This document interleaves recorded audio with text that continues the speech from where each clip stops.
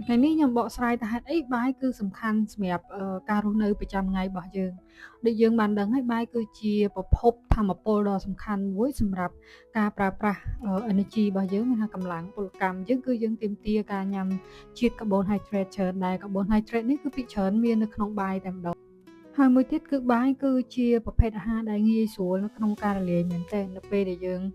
ញ៉ាំទៅគឺវាល្អសម្រាប់កាពះរបស់យើងហើយយើងអាចញ៉ាំបានទាំងកូនក្មេងទាំងមនុស្សធំឬក៏មនុស្សចាស់អីគឺអាចញ៉ាំបានទាំងអស់គ្នាហ្មងដាក់មានបញ្ហាទៅទុកដល់កាពះរបស់យើងហើយបាយក៏អាចជួយទៅដល់សុខភាពរបស់យើងដូចគ្នាដោយសារតែវាមានជាតិខ្លាញ់តិចហើយវាជួយឲ្យខួរក្បាលយើង focus បានល្អជាពិសេសគឺជំនួយខួរក្បាលក្នុងការគិតបន្ថែមដែរអ្វីដែលសំខាន់គឺបាយយើងងាយស្រួលក្នុងការញ៉ាំជាមួយនឹងម្ហូបផ្សេងៗយើងអាចញ៉ាំបានសឹងគ្រប់ម្ហូបជាពិសេសនៅខ្មែរយើងគឺយើងប្រើ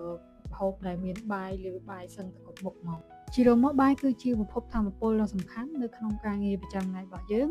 ប៉ុន្តែបើសិនជាយើងញ៉ាំបាយច្រើនពេកក៏វាមានអាចផលប៉ះពាល់ដល់សុខភាពយើងមួយចំនួនដែរដូច្នេះវីដេអូក្រោយខ្ញុំនឹងនិយាយអំពីគុណវិបត្តិនៃការញ៉ាំបាយច្រើនពេកហើយដើម្បីឲ្យខ្ញុំមានកម្លាំងចិត្តធ្វើវីដេអូសូមអ្នកនរគ្នា follow TikTok ខ្ញុំអ្នកមួយអូខេបាយ